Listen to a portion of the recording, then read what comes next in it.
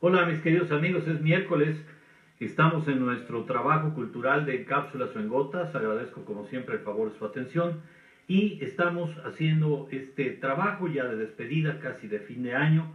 Recordemos que en las semanas anteriores estuvimos platicando de don Manuel Gómez Morín, uno de los principales representativos del panismo hasta la fecha, y recordemos que él estuvo 10 años, de 1939 a 1949. El día de hoy toca a don Vicente Lombardo Toledano, que estamos viendo en pantalla, de 1894 a 1968, fue su periodo de vida, pero más allá me voy a referir a un trabajo de Enrique Krause con respecto a pues estos dos próceres, dos gentes que tuvieron una forma distinta de pensar, pero un origen común. Como hablamos acerca de la generación de 1915, de los siete sabios, don Manuel Gómez Morín, y hoy, en este caso, don Vicente Lombardo Toledano, nos permite terminar el año haciendo un análisis referencial y voy a ver la obra, los remito a la página 370 de Caudillos Culturales en la Revolución Mexicana. Es un trabajo que presenta en colección Andanzas don Enrique Krause y dice que Gómez Morín intentó y no logró llegar a la Cámara de Diputados como representante de Acción Nacional. Su voz resonó todavía mucho en la década de los 40 en discursos combativos. Se apagó un poco en los 50 para convertirse en eco durante los últimos años hasta su muerte en abril de 1972. El Partido Acción Nacional, era obvio, no había llegado a donde él hubiera querido verlo. El tiempo, el esfuerzo y el dinero empleados en esa empresa política no coincidían con los logros esperados por su fundador Gómez Morín. Había dejado claro un ejemplo. Sería el único intelectual mexicano que intentó y logró integrar un grupo de personas en una labor política duradera, si no opuesta, al menos sí ajena al gobierno. ¿Había sido fiel su vocación de técnico? ¿No hubiese sido más útil a la nación permaneciendo dentro del gobierno de acuerdo con su propia definición de técnica? Como una acción en sí misma, inagotable y limitada, ¿no había otras maneras de influir públicamente en la marcha del país, en su marcha material sobre todo, distintas de la inmediata acción política? Quizás su obra resulta más admirable como técnico que como político, pero de la voz entusiasta, del constructor de ciudades que escribía consejos a todo el mundo desde Nueva York y reorganizaba el sistema fiscal y bancario en 1925, apenas se oían ecos después de la década de los 20. ¿Le había faltado entrega? Vasconcelos la había tenido de sobra, pero a la vez le faltaba mesura, responsabilidad técnica. Juntos de sobra, pero a la vez le faltaba mesura, responsabilidad, ya dijimos. En 1929 fue el avatar, o la serie de avatares que vivió Vasconcelos, para vertebrar el maderismo mexicano. Separados lograron así hacerlo. Una oposición a través del ejemplo, los dos terminaron mucho tiempo antes de morir en el silencio, olvidados de sus utopías iniciales. Me refiero a don José Vasconcelos Calderón y a don Manuel Gómez Morín. En Lombardo, la distancia crítica llega cuando el poder lo desplaza. Su mitad apostólica se amplifica. El problema de México ya no es un asunto mexicano particular y concreto, sino un mal mundial, el capitalismo. Para Lombardo las cosas y los problemas no son asunto de hombres, sino de fuerzas superiores, poderosas, impersonales, ante las cuales el individuo solo puede pretender una lucha anónima y no que la redención le llegue en vida. ¿Cuáles serían esas diferencias? ¿Cómo vamos a analizar la postura de Manuel Gómez Morín y la de Vicente Lombardo Toledano? ¿Cómo ser hijos de la misma cuna con dos ideales totalmente diferentes? Uno que ve en una fórmula ciudadana de acción continua y continuada en una institución que funda, y el otro, por el lado, en no estar de acuerdo con las instituciones que tienen el capital para poder lograr los proyectos nacionales que tanto importaban en la época de los 15.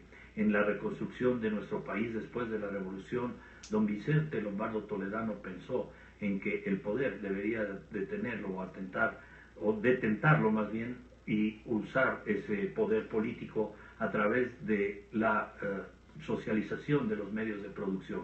¿Qué quiere decir esto? A través de los más pobres, a través del proletariado, como así lo había aprendido de Carlos Marx y de Federico Engels. Pero ¿quién era Vicente Lombardo Toledano? Antes de analizar qué pasa con estos dos grandes hombres, ya no caudillos, o si bien caudillos transitorios, culturales, para encumbrarse dentro de los niveles y los estratos filosóficos, humanísticos y políticos de la segunda mitad del siglo XX. ¿Qué pasó con Lombardo?